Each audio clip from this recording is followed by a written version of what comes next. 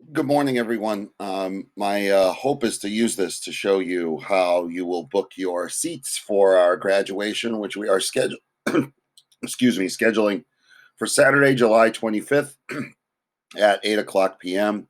It'll be held in the parking lot of the Uxbridge High School, and we really expect it to be a great night. And um, we do think our plan is pretty solid. So we are going to email out this link, and when you get this link, you're going to find your way over to Book Now, and it's going to bring you to a seating plan. Now, if you can picture this seating plan, the building, just to give you an idea, the building is over here.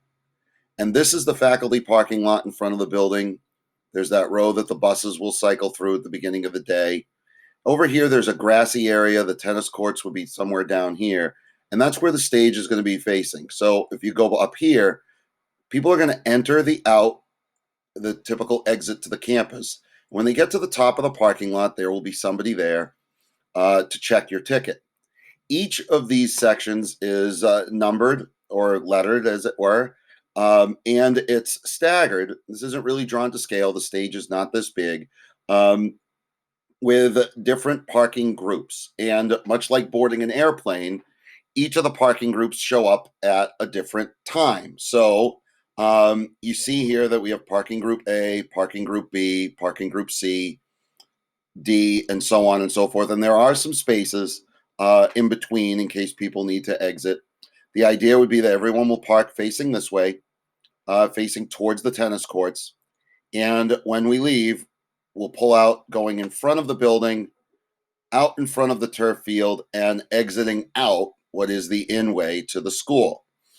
Now, there are a couple of stipulations about booking spaces. The very first couple of rows cannot be SUVs because they would block everybody else's view. We're putting people on the honor system for that.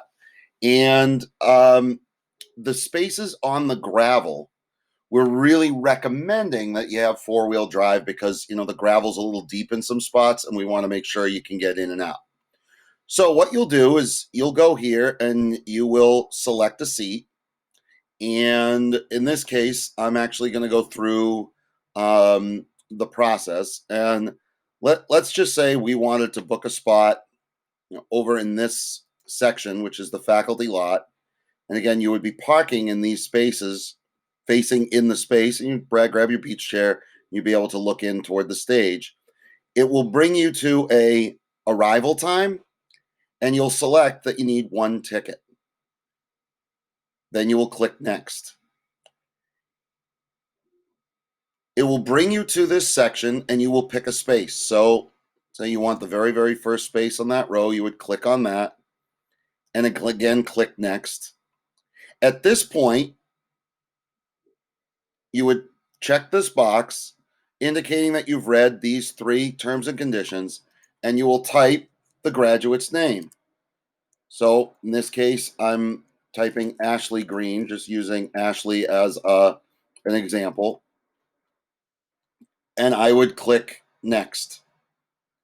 On the next page, you would check this box and you would go to checkout. When you get to checkout, you would type your email address, your zip code, and your phone number. And then you would click next.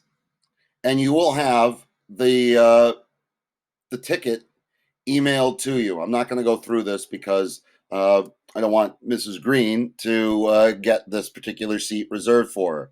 If you get to this point and you realize, well, wait a second, I need a different seat or I want a different seat, you can always go backwards and you can always change your ticket selection. There should be no charge.